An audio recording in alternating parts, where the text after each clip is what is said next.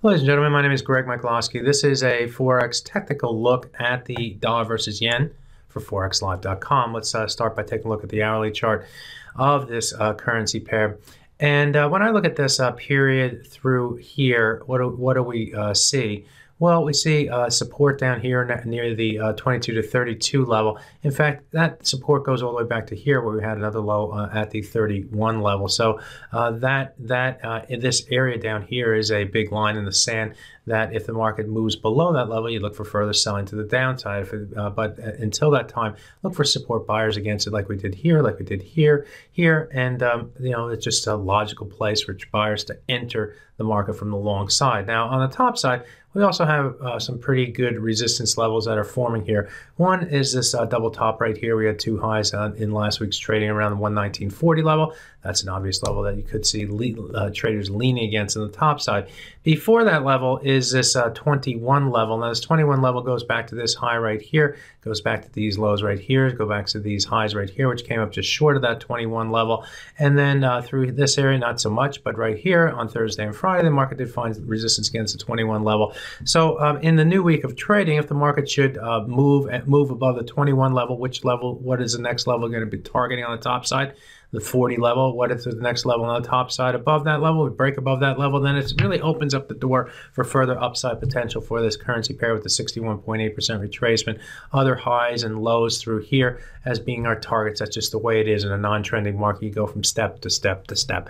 On the downside, what are we going to be looking for? Well, if the market ends up opening to the downside and starts to get below the 200 and the 100-hour moving average, maybe back below this trend line right here with a 100-hour moving average intersects, that would be more of a bearish sign for the market, a bearish bias for the market, and you look for the market to head on down toward our 42 level and then down, which was a low right here, and then down through our 31 level and through the 22 level, and then we have open road below that level for the dollar versus yen.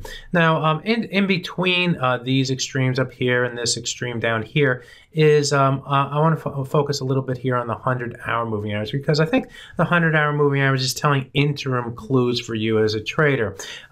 If you have a square position and you see something like the market holding support against 100 right here and here, this is an opportunity for you to buy the market with a low risk opportunity right there. It's not, buying low down here. It's not selling on high right here. But again, no position. This is an area that you can lean against and define your risk and limit your risk against that line right there.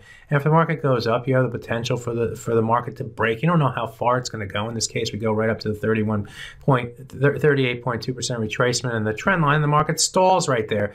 But at least it gives you an opportunity to have a good trade location against that level. Same goes true over here, where the market falls through that level and you have the opportunity to sell against that level. You can lean against that with the stop up here, and hopefully the market moves lower. And what you're ultimately hoping for is a break to the downside, but you have to be aware that if it can't get through here, you might look to buy the market down at that level, at least take some profit down at that key technical level. So there are extremes, and there are levels in between that you as a trader can lean against on an intraday basis, try to take advantage of little movements to the upside or to the downside. So that's my lesson today. That's my look at the dollar versus yen as we head into the new trading week. Good fortune with your trading this week, and make sure you pay attention on Tuesday and Wednesday, especially Tuesday. Janet Yellen speaks, so that could have a big impact on the dollar versus yen. Bye-bye now.